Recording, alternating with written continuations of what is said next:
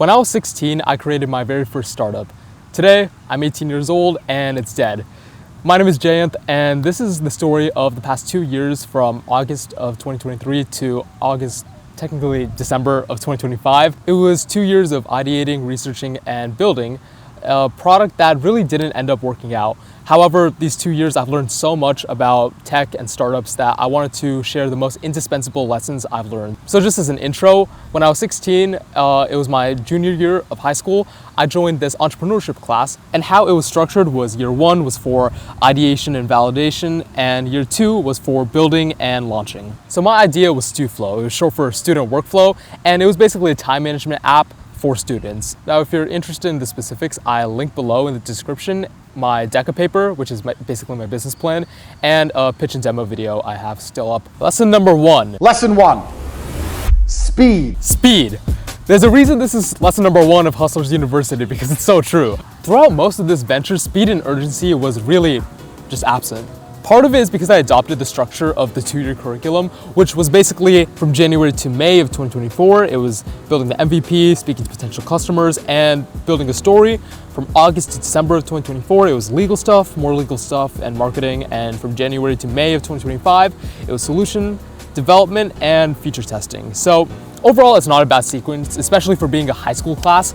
However, if we were going for a more authentic version of the lean startup, it could definitely be simplified and condensed immensely. At the end of the day, this is a high school class, and for people who are actually trying to take this seriously, you would probably want to have a little more urgency than really the flexible timeline they provide. It's also worth noting the time period of when this is the first year is taking place. This is 2023 and 2024, and vibe coding at the time was nowhere where it is today. I remember I did all these business competitions. I must have done like 20 to 25 business competitions throughout the whole year. And for like 90% of them, I had no product. I had an idea, I had a little Figma mock-up, but I didn't have an actual product that I coded. That's because I didn't know how to code. I'm not technical. And back in those days, we didn't have the amenity of going to AI and giving it our idea and asking it to create a product for us. It could try, but it would be really bad, especially if it was a mobile application, which StuFlo was. Out of the however many business competitions I did, I won probably about 4 of them, and 2 of them were for money. And I remember the first $1,000 that I won from a business competition, instead of using it for, I don't know, marketing or anything else, I spent it on a Mac Mini. I remember I spent months learning how to program and learning how to code in Swift. This is me grinding the app on my 17th birthday. I think we're already taking for granted the ability to, create an MVP in literally like 1 day. Because if you really think about it, this is what I spent months for. This is what, maybe someone with money would spend thousands of dollars for. So much time, so much effort, and now it's all been condensed into 1 day. And a person who doesn't even know how to code can make the MVP from plain English. And we have to take advantage of the special time in history where we can really build anything at lightning speeds. And I think we should take advantage of it to really make something great out of it. Anyway, lesson 1 is prioritize speed. I prioritize a lot of other things over speed when it really should have been number 1. Lesson 2, overcomplicating the MVP, or minimum viable product. So it took me 1 year to develop the first usable version of StuFlo. And I can't solely blame the absence of Opus 4.6 for me not doing this sooner. It was more the fact that I was overcomplicating the minimum in minimum viable product. Now, why is the minimum viable product so important? Well, the MVP is what you show to potential customers to get feedback on your product. And all of that is just to validate your product, to see if it's a good idea in the first place. Dude, I just broke my camera stand. That's so sad. Okay, I figured something out. But yeah, talking to customers, I realized is the most important thing that you can do. It's probably the best thing you can do. And I did really everything except for that. I remember I would spend like hours on Figma, just creating new designs. And that actually is what I brought to competition, and actually did get a lot of feedback for that. So yeah, looking on the bright side, I did actually learn a lot of UI and UX design just from getting so much feedback from other people on what they like and what they don't like. And I feel like if I did that for the actual product, I would have actually gotten a lot further. So I spent a year perfecting a design that nobody really asked for in the first place. So lesson 2 is your minimum viable product should be the lightest, usable iteration of your product for the sole purpose of validating your idea. Lesson 3, market. Just do some marketing. I did 0 marketing, and I thought that marketing is something that you do after you're finished with the product when you're ready to distribute, but turns out that's actually a pretty bad idea. Having no online presence means you also have no proof that your startup exists or is existing. What I should have done is, well before the launch of the product, I should have created a website and had a little description of what it was, maybe even a video of explaining what the idea was, and maybe having even just a design. Let's say I didn't have the product. I have maybe like the visual of how it's gonna look. And at the bottom I have a box where people can type in their emails and join a wait list. And no matter how long I develop my product, I can post updates on it and people can go to the website and people can sign up for the wait list. So I can see how many people are interested. And as I'm developing, I can ask these people on the wait list, for feedback. And maybe I should have even had a goal. Maybe have a goal to have X amount of waitlists before I continue with this idea in the first place, to see if people even are interested in it. That's how I realized that building in public, especially if you're building a product that's business to consumer, building in public is so very important. And I think this becomes increasingly true as the barrier to making software becomes lower and lower with AI, and distribution becomes the real moat. And even now, marketing and distribution is, I feel like, just as, if not more important than the product itself. So lesson 3, market as soon as possible, market as much as possible, no matter if your idea is complete, and have a wait list, because a wait list will A, indicate that people want your service in the first place, and B, you can start building an audience. Okay, there were like police sirens in the back that I thought my mic wouldn't pick up, but it did, so I'm gonna try on noise cancellation. I don't know if that helped, but yeah, lesson 4, pick B2B or B2C. Business to business or business to consumer. Not both. StuFlo did both, and that was a mistake. The whole premise of StuFlo was to sell to students, of course, and also sell to school districts. That's what I mean by B2B in this sense. And what wasn't smart was trying both simultaneously.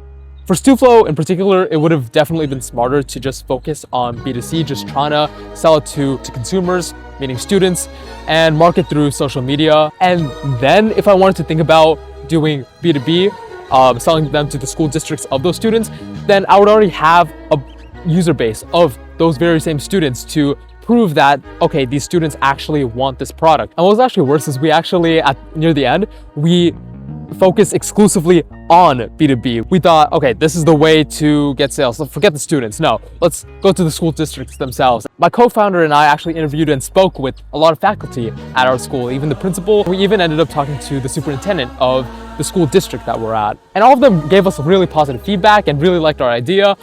But I don't know if they actually ever considered the idea seriously, in that like they considered buying it. I don't know if they were just gassing us up because we were students in their program or whatever. But anyway, what ended up happening was they said they were interested in the product, and at least the last time we talked to them, they said we're actually looking into this other student AI product, which was our competitor, and they actually ended up working with them. And funny enough, that product actually sold to students before it sold to school district. They actually did it the right way. So lesson 4 is to pick one to sell to, consumer or business. Lesson 5 is know your industry. Education technology, which was what I was trying to break into, is something that's really hard to break into. And that's why focusing on solely B2B, especially at the end, was probably one of our biggest blunders. The reason it's such a problem is because education technology moves so slow. I remember it took like 6 years for my school district to upgrade to Windows, from Windows 7 to Windows 10.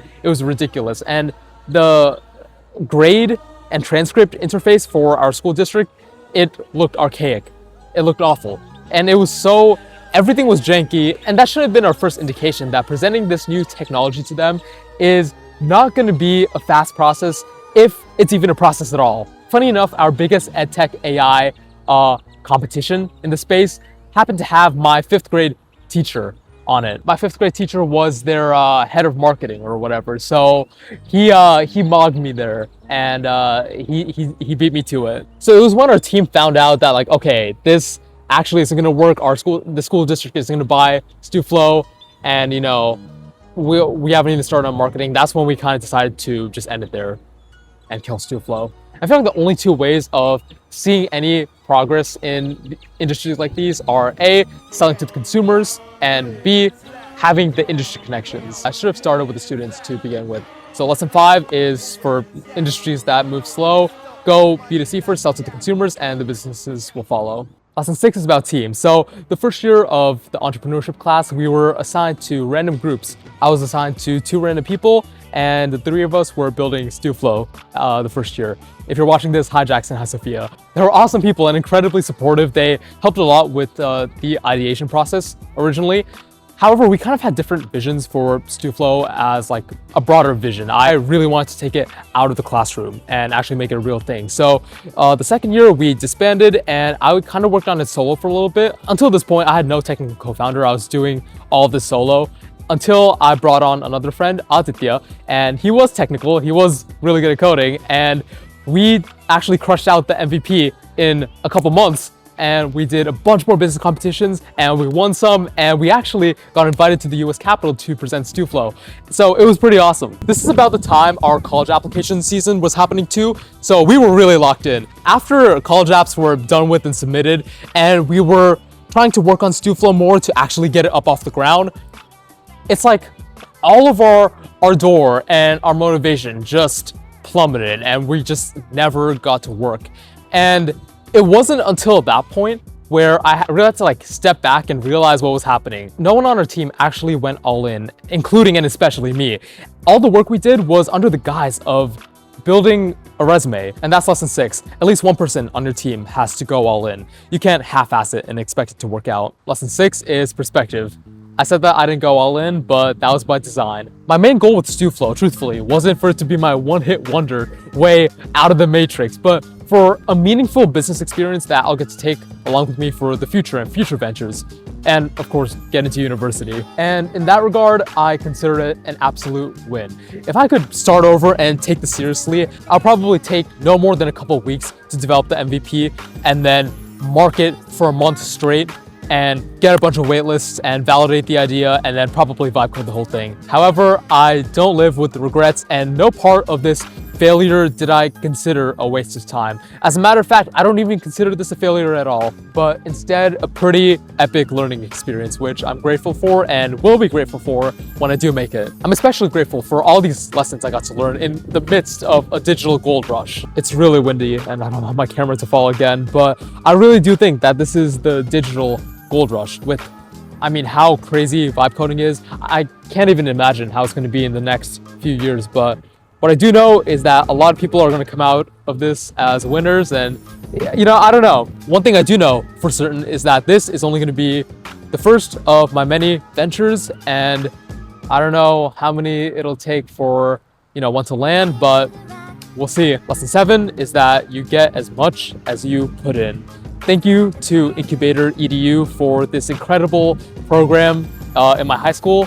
I don't even know if I'd be in university if it weren't for this program, so super grateful for that. And thank you to Ms. Bell for being an amazing teacher, mentor, and friend along the way. Now we're off to the next project.